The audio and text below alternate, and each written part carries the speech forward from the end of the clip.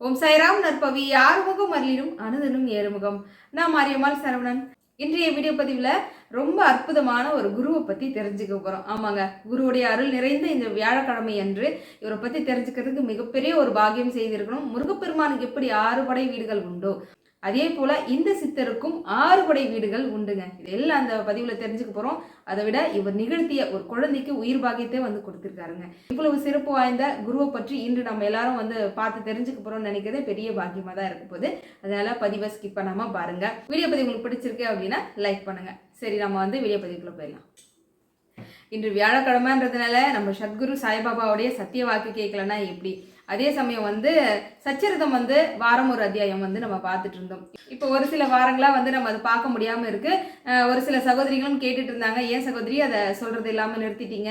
சொல்றது மூலமா கேட்கறது மூலமாவே பாபாவோட அருள் வந்து எங்களுக்கு நிறைஞ்ச மாதிரி இருந்தது, திரும்பவும் வந்து சச்சரிதம் எடுத்து சொல்லுங்க அப்படின்னு சொல்லி கேட்டுட்டு இருந்தீங்க. எனக்குமே அப்படிதாங்க இருக்கு. அதனால நிச்சயமா நம்ம அடுத்த வாரத்துல இருந்து நம்ம சச்சரிதம் வந்து எந்த அத்தியாயத்துல முடிச்சோன்னு சொல்லுங்க. கடைசியா வந்து எந்த அத்தியாயம் எத்தனாவது பாட்டில் வந்து நம்ம முடிச்சோன்றது யார் கரெக்டா சொல்றீங்கன்னு நான் பாக்குறேன். அதுக்கு அடுத்தது அடுத்த வாரத்துல இருந்து நம்ம வந்து சச்சரிதம் வந்து பார்க்க ஆரம்பிச்சிடலாம். இன்று நமக்கு சத்தியவாக்கா பாபா என்ன கொடுக்க போறாருன்னு தெரிஞ்சுக்க போறோம். அதோட இன்று வியாழக்கிழமை அன்று நம்ம இன்னொரு சித்தரை பத்தி தெரிஞ்சுக்க போறோம்னு சொன்னல, உண்மையாவே இது பாபாவோட அனுகிரகத்தால நடந்த ஒரு நிகழ்வும் கூட. அதையெல்லாம் நம்ம இந்த பதிவுல இருந்து பார்ப்போம். சரி, இப்போ இன்னைக்கு பாபா என்ன நமக்கு சொல்றாரு பார்ப்போம். ஷீரடி புரவாசினம் கருணாமூர்த்தி ஸ்வரூபம் சர்வரோக தோஷ நிவாரணம் ஷீரடி சாய்நாத தரிசனம். ஓம் சாய்ராம்.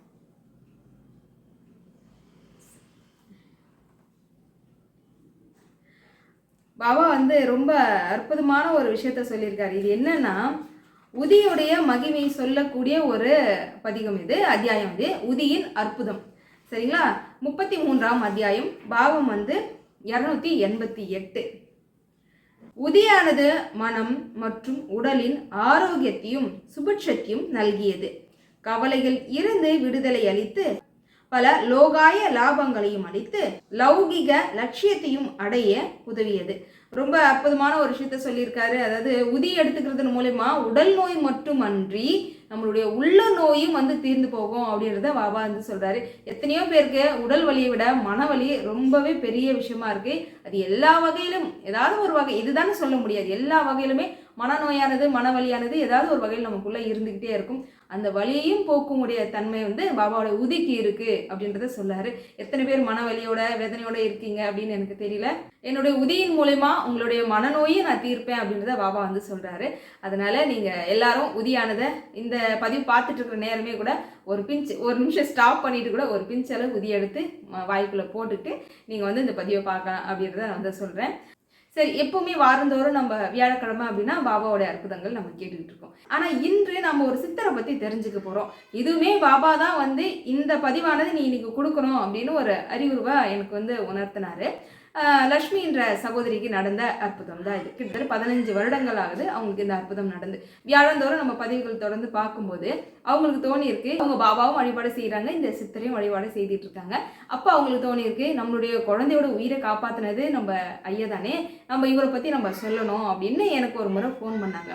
ஃபோன் பண்ணி என்னன்னா, அம்மா இந்த மாதிரி ஒரு அற்புதம் உங்களுக்கு ஒன்று சொல்லணும், நேராக இருக்கும்போது சொல்லுமா, நான் கால் பண்ணுறேம்மா அப்படின்னாங்க. சரிம்மா அப்படின்னு நான் சொன்னேன். எனக்கும் அடுத்தடுத்த வேலைகள் இருந்தது. நான் மனசில் நினச்சிட்டே இருக்கேன், உங்களுக்கு ஃபோன் பண்ணி என்னன்னு கேட்கணும் அப்படின்னு நினச்சிட்டே இருக்கேன். கிட்டத்தட்ட அவங்க சொல்லி 4 நாளுக்கு மேலே ஆயிடுச்சுங்க. திடீர்னு எனக்கு ஒரு எண்ணம் வருது, ஒரு சகோதரி வந்து ஃபோன் பண்ணி ஏதோ அற்புதம் சொல்கிறேன்னாங்களே, நாம் அது என்னன்னு கேட்கணும் அப்படின்னு சொல்லிட்டு நான் அவங்களுக்கு ஃபோன் பண்ணுறேன். அப்போ அவங்க வந்து அவங்களுக்கு நடந்த அந்த அற்புதம்லாம் எனக்கு சொல்கிறாங்க. என்ன ஒரு அற்புத அதிசயம் நடந்ததுன்னா, அவங்க ஒரு சித்தரை பற்றி சொல்கிறாங்க. சித்தர் குருமார் எல்லாருக்குமே ரொம்ப பிரதானமான ஒரு நாள் அப்படின்னா வியாழக்கிழமை. எனக்கு அவங்க ஒரு குருவை பற்றி தான் சொல்ல போகிறாங்கன்றதெல்லாம் எனக்கு உண்மையாகவே எனக்கு தெரியாது. அப்போ நான் என்ன பண்ணுறேன், எதாச்சியாக அவங்க பேசுகிற நேரம் வியாழக்கிழமையாக இருக்குது, இரவு 8 மணி, அதாவது குரு உரையில் தான் நம்ம பேசுகிறோம். அது கேட்கும் போதே எனக்கு ரொம்ப மெய்சிலிர்ப்பாக இருந்தது. எந்த ஒன்றுமே ஒரு சாதாரண விஷயமா எதுவாக இருந்தாலும் இது கடவுளோட அனுகிரகத்தின் பேரில் தான் நடக்குது அப்படின்றதுக்கு வந்து இதெல்லாம் ஒரு பெரிய சாட்சி அப்படின்னு. ஏன்னா நான் அன்னைக்கு தான் அந்த சித்தரை பற்றி தெரிஞ்சுக்கூடிய ஒரு அற்புதமான வாய்ப்பு கிடைச்சிது. அவர் வேற யாருமே இல்லை, சத்ரு சம்ஹார மூர்த்தி தான். ஆமாங்க, நீங்கள் எத்தனை பேர் கேள்விப்பட்டிருக்கீங்க இவரை பற்றி அப்படின்றத கண்டிப்பாக கமெண்ட் பாக்ஸில் சொல்லுங்கள். இவரோட அருமை பெருமைகள் எல்லாம் தான் இன்றைய பதிவில் வந்து பார்க்க போகிறோம். அப்போ எனக்கு புரிஞ்சுது, பாபா இன்னைக்கு இவரை பற்றி நம்ம பேசணுன்றதை பாபாவும் விரும்புகிறாரு அப்படின்றத புரிஞ்சுட்டு தான் இன்றைக்கி நம்ம இந்த அற்புதமான மகா சித்தரை பற்றி முருகனோட அருளை முழுமையாக பெற்ற நம்ம சத்ரு சம்ஹார மூர்த்தியை பற்றி நம்ம தெரிஞ்சுக்க போகிறோங்க. சகோதரியுடைய பேர் லக்ஷ்மி. இவங்களுக்கு 2வது மகளாக வந்து பெண் குழந்தை வந்து பிறக்குதுங்க. பிறந்து கிட்டத்தட்ட ஒரு 3 மாத காலங்கள் ஆகுது. 3 மாத காலங்கள் ஆகி குழந்தை வந்து பிறக்கும்போது ஒரு வெயிட் இருக்கும். போக போக தாய்ப்பால் குடிக்க குழந்தையோட வெயிட் வந்து ஏறும் இல்லையா? அந்த மாதிரி. ஆனால் அந்த குழந்தை வந்து பிறந்த வெயிட்டை விட இந்த 3 மாத காலங்களில் வெயிட் வந்து கம்மியாகிட்டே இருக்கிற மாதிரி இவங்க உணர்றாங்க. சரின்னு ஹாஸ்பிட்டல் கூப்பிட்டு போய் பார்க்குறாங்க. அங்கே போய் ஃபுல்லாக செக் பண்ணி பார்த்ததுல தான் தெரிய வருது, குழந்தைக்கு இதயத்தில் பிரச்சனை இருக்குது, இதயத்தில் பெரிய ஓட்டை ஒன்று இருக்குது. அதன் மூலமாக தான் குழந்தையோட எடையானது குறைஞ்சிக்கிட்டே வருதுன்றது டாக்டர் வந்து எல்லாம் சொல்கிறாங்க. இவங்களுக்கு பெரிய இடியே விழுந்த மாதிரி இருக்குது. ஏன்னா ரொம்ப அழகான ஒரு பெண் குழந்தை பிறந்ததுன்னு பார்த்தா இப்படி ஒரு நோயோட அந்த குழந்தை இருக்கே, அதனால தான் உடம்பானது மெலிஞ்சு போயிடுச்சோ அப்படின்னு நமக்கு திடீர்னு ஹாஸ்பிட்டல் கூப்பிட்டு போனால் இந்த மாதிரி சொன்னால் எப்படி இருக்கும்? இவங்களுக்கு என்ன பண்ணுறது ஏதுன்னு ஒன்றும் புரியல. டாக்டர்கிட்ட கேட்குறாங்க, அம்மா இது நம்ம இப்போ எதுவுமே பண்ண முடியாது, எந்த மருந்து மாத்திரை எதுவும் கொடுக்க முடியாது, எந்த ட்ரீட்மெண்ட்டும் ஆரம்பிக்க முடியாது. போக போக போக தான் குழந்தை வந்து எந்த அளவுக்கு, ஏன்னா ஓல்ஸும் கொஞ்சம் பெருசாக இருக்குது. அது மட்டும் இல்லை, அந்த தண்டு இருக்கும் பாருங்க, இதயத்துக்கு போகக்கூடிய அந்த நரம்பு தண்டுகளும் ரொம்ப பலகீனமாக இருக்குது. நாங்கள் எதுவுமே சொல்ல முடியாது, எந்த ட்ரீட்மெண்ட்டும் வந்து கொடுக்க முடியாது. இது எல்லாமே கடவுள் செயல். கடவுள் உங்களுக்கு அனுகிரகம் செய்தால் மட்டும்தான், ஏதோ ஒரு மிராக்கள் நடந்தால் மட்டும்தான் அப்படின்ற வார்த்தை டாக்டர் சொல்கிறார். எப்படி இருக்கும்? அது அவங்க கேட்டுதான் ரொம்ப வேதனைப்படுறாங்க, ரொம்ப கஷ்டப்படுறாங்க. என்ன பண்ணுறதுனே தெரியல. இவங்க குழந்தைய வீட்டுக்கு கூட்டிகிட்டு வந்துட்டாங்க. அது அடுத்துல மாதம் வந்து செக் பண்ணவும் சொல்கிறாங்க. இவங்க என்ன பண்ணுறாங்க, மாதம் ஜிஹெச்சுக்கு கூட்டிகிட்டு போகிறாங்க. இவங்க போகும்போது தான் தெரியுது, இவங்க ஊர்லேருந்தே நிறைய குழந்தைங்களுக்கு இதே போல் பிரச்சனை நிறைய பேர் வருவாங்க இல்லையா, அதே மாதிரி வராங்க. அந்த ஒவ்வொரு மாதமும் கூட வரக்கூடிய அந்த குழந்தைங்களுக்கு சிவியராக ஏதாவது ஒரு பிரச்சனை இருக்குது. கண்ணுக்கு தெரிஞ்சு 2 குழந்தைங்க இறந்து போகிறாங்க. மூச்சு திணறல் மூலிமா குழந்தை வந்து இறந்துறதா இவங்க கண்கூடாவே வந்து பார்க்குறாங்க. இதையெல்லாம் பார்க்க ஒரு தாய்க்கு எப்படி இருக்கும், எந்த நேரத்தில் நம்ம பிள்ளைக்கு என்ன ஆகுமோ அப்படின்ற ஒரு பயமும் பதட்டமும் வந்து இருக்கும் இல்லையா? அதே போல தான் இவங்களுக்கு இருக்குது. இவங்க வந்து அந்த குழந்தை தூங்கும்போது கூட தூங்குதா, என்ன நிலைமையில் இருக்குன்றத வந்து எப்போவுமே நம்ம குழந்தைங்க சாதாரணமாக தூங்கும்போது கூட நம்மளாம் உணர்ந்து கவனிச்சிருப்போம். பார்த்துருக்கீங்களா? மூச்சில் இப்படி கை வச்சு பார்க்குறது, வயிறு இப்படி தூக்கி தூக்கி போடுறதா, இதெல்லாம் நம்ம பார்த்துப்போம். ஏன்னா என்ன நடக்கும் எதுன்னு தெரியாது, நமக்கு அந்த பயம் வந்து இருந்துக்கிட்டே இருக்கும். அதுபோல் அந்த குழந்தைக்கு எந்த நேரத்தில் என்ன ஆகும்னு தெரியாமல் இவங்க இரவும் பகலும் தூங்காமல் அழுதுகிட்டே அந்த குழந்தைய பார்த்துக்கிட்டே இருப்பாங்களாம். இது ரொம்ப மனவேதனையும் வலியும் வந்து அவங்களுக்கு கொடுத்துருக்கு. பக்கத்தில் இருக்க ஒரு கோவிலுக்கு போவாங்க. அங்கே போய் சொல்லி அழாத நாளே இருக்காது. அப்படியே ஒரு நாள் அவங்க கோயிலுக்கு போகிறாங்க. அங்கே ஒருத்தர் வந்து சொல்கிறார், ஏமா நீ எப்போ பாரு அழுதுகிட்டே இருக்கிற, என்ன பிரச்சனை உனக்கு அப்படின்னு கேட்கும்போது இந்த மாதிரி குழந்தைக்கு இருக்கிற பிரச்சனையெல்லாம் அவங்க சொல்கிறாங்க. அப்போ அவர் என்ன சொல்கிறாரு அப்படின்னா, நவகிரகங்களில் குரு இருக்காருல்ல, அந்த குருவிடம் போய் நீ சொல்லு, உன்னோட குழந்தைக்கு உயிர் பிச்சை போட சொல்லி நீ மடியேந்தி கேளு அப்படின்னு அவர் சொல்கிறாரு. இவங்க எத்தனையோ முறை கோயிலுக்கு போயிருக்கோம். ஆனால் ஏன் இவருக்கு குறிப்பிட்டு குருவிடம் போய் பேச சொல்கிறாரு, குருவிடம் வந்து கேட்க சொல்கிறாருன்னு தெரியல.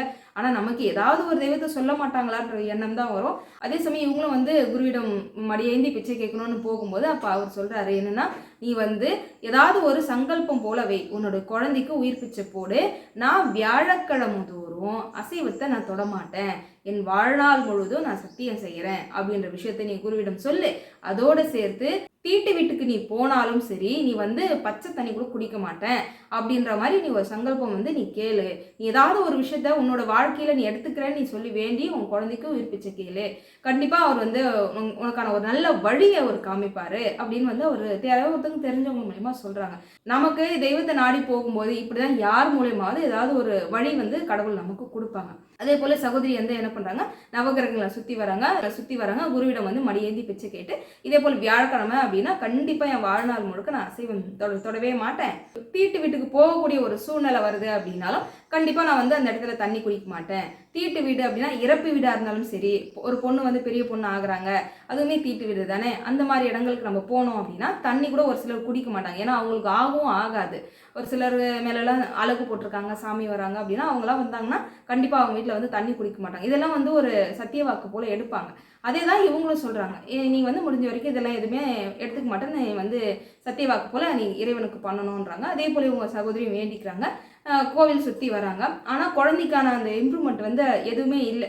ஹாஸ்பிட்டலுக்கு போய் செக் பண்ணாலும் ட்ரீட்மெண்ட் வந்து குழந்தை கொடுக்க முடியாத சூழ்நிலைன்றதுனால எந்த விதமான ஒரு முன்னேற்றமே வந்து குழந்தையோட உடம்புல வந்து தெரியவே இல்லை. ஆனால் இவங்க தொடர்ந்து வந்து குருவை வந்து வழிபாடு செய்துட்டே இருக்காங்க. இவங்க வேலைக்கும் போகிறாங்க. வேலைக்கு போகிற இடத்துல இவங்களுக்கு அதே கவனமாகவே இருக்கிறதுனால அங்கே ஒருத்தர் சொல்கிறார் என்னென்னா, 27 நட்சத்திரங்களுக்கு உரிதான சிவன் கோவில் வந்து இருக்குது, நீ அங்கே போயிட்டு வையேன் ஒரு முறை அப்படின்னு வந்து இன்னொருத்தவங்க சொல்கிறாங்க. சரி, நம்ம அந்த கோயிலுக்கும் போவோம் அப்படின்னு அங்கே போகிறாங்க. அங்கே போயிட்டு சாமியை பார்த்து கண்ணீர் விட்டு அழுதுட்டு கோவில் சுற்றி வராங்க. அப்போ ஒருத்தர் அங்கே இருக்கக்கூடிய ஒரு சாமி ஒருத்தர் வராரு. வந்து இந்த அம்மாவை பார்த்துட்டு இங்கே என்ன நடக்குதோ, வீட்டில் என்னென்ன நடக்குதோ அது அப்படியே எல்லாத்தையும் அவர் சொல்கிறார். என்ன அப்படின்னா, நீ வந்து கண்ணீரோட தான் வந்திருக்கிற, இரவும் பகலும் அந்த குழந்தை பார்த்தே நீ அழுதுகிட்டு இருக்க அப்படின்னு எல்லா விஷயத்தையும் அவர் சொல்கிறார். இவங்க ரொம்ப ஆச்சரியமாக இருக்குது. இவங்க வந்து இவ்வளோ கஷ்டப்படுறத அவர் வந்து எல்லாத்தையுமே சொல்கிறார். என்னங்க ஐயா, நான் எதுவுமே சொல்லலை கொள்ளலை, ஆனால் எந்த அளவுக்கு நீங்கள் சொல்கிறீங்க, என்னோட பிரச்சனைன்றதே நீங்கள் சொல்கிறீங்களே அப்படின்னு இவங்க ரொம்ப ஆச்சரியமாக பார்க்குறாங்க. அப்போ அவர் என்ன சொல்கிறாருன்னா, நான் இதை சொல்லலை, எனக்குள்ள இருக்கக்கூடிய என்னுடைய குரு வந்து உன்னிடம் சொல்றாரு. அதே சமயம் உன்னுடைய குழந்தைக்கு உயிர் பிச்சை கொடுக்கக்கூடியது ஒரு சித்தர் அப்படின்றதையும் அவர் சொல்றாரு. இவங்க உடனே ஆர்வத்தோட கேட்குறாங்க, சித்தரா, அவர் எங்க இருக்காரு, நான் எங்க போய் எப்படி பார்க்கணும் என்னெல்லாம் இவங்க ஆர்வமா கேட்குறாங்க. அவர் என்ன தெரியுமா சொல்றாரு, உன்னை தேடி அவர் யாரு எங்க இருக்காருன்ற ஒரு தகவல் ஒருத்தர் மூலியமா உனக்கு வரும், நீ வீட்டுக்கு போ, கலங்காம போ அப்படின்னு அவர் சொல்றாரு. இவங்களுக்கு ஒன்றும் புரியல, நம்மளை தேடி இன்னும் யார் வந்து என்ன சொல்ல போறாங்க, நம்ம கஷ்டத்துக்கான ஒரு வழி எங்கேயாவது பிறக்காதா அப்படின்ற மாதிரி இவங்க நினைச்சிட்டே இருக்காங்க. சொல்லி வச்சா மாதிரி 2 நாளில் ஒருத்தர் வராரு, வந்து சொல்கிறாரு. அப்போ என்ன சொல்கிறாரு அப்படின்னா, அம்மா இந்த இடத்துல சித்தருடைய கோவில் இருக்குது, நீ அங்கே போ, உன்னோட குழந்தைக்கு உன்னோட என்னென்ன பிரச்சனை இருக்குது எல்லாத்தையும் அவர்கிட்ட சொல்லி மடியேந்தி நீ பிச்சை கேளு, அவர் உயிர் பிச்சையாக கண்டிப்பாக அவர் கொடுப்பாரு, முழு நம்பிக்கையோடு நீ வந்து சித்தரை நாடிப்போ அப்படின்னு இவர் இது எல்லாத்தையும் சொல்லிட்டு அப்போ தான் அவர் சொல்கிறாரு என்னென்னா, முருகப்பெருமானுடைய முழு அருளையும் பெற்ற 6 படை தலங்கள், எப்படி முருகப்பெருமானுக்கு எப்படி 6 படை தலங்கள் உண்டோ அதே போல இந்த சித்தருக்கும் 6 படை தலங்கள் உண்டு. ரொம்ப ரொம்ப பிரசித்தியான ஒரு சித்தர் சத்ரு சம்ஹார மூர்த்தி. இந்த திருக்கோயிலுக்கு தான் நீங்கள் போகணும்னு சொல்கிறேன். இவருடைய ஜீவ சமாதி அடைந்தது எங்கே அப்படின்னா திருச்செந்தூரில் தான் அடைஞ்சிருக்காரு. எவ்வளோ விசேஷம் பாருங்கள். ஒன்று போனால் ஒன்றுன்னு நமக்கு எந்த அளவுக்கு நிறைய விஷயங்கள் வந்து ஒன்று ஒன்றா தேடும்போது வந்து கேட்டு நான் தெரிஞ்சு ரொம்ப அசந்து போயிட்டேன் அப்படின்னு கூட சொல்கிறேன். நாளைய பதிவில் நாம் ஸ்ரீ சத்ரு சம்ஹாரமூர்த்தி சுவாமிகள் நிகழ்த்திய அற்புதத்தை பற்றி தெரிஞ்சுக்க போகிறோம். ஒரு தாயாக இருந்து தன்னுடைய குழந்தை உயிர் பிழித்து நல்லபடியாக வரணுன்றதுக்காக அந்த தாய் செய்த செயல் கேட்டால் உண்மையாகவே மனசும் கண்ணும் வந்து கலங்குதுங்க. அந்த அளவுக்கு அந்த அம்மா என்ன பண்ணாங்க அப்படின்றதையெல்லாம் நாளைக்கு வந்து பார்த்து தெரிஞ்சுக்க போகிறோம். வேலுண்டு வினை இல்லை, மயிலுண்டு பயம் இல்லை, குகனுண்டு குறைவில்லை, கந்தனுண்டு கவலை இல்லை, குருவே சரணம். ஓம் சாய்ராம். சத்தியமாவது சரவணபவே. ஓம் சாய்ராம்.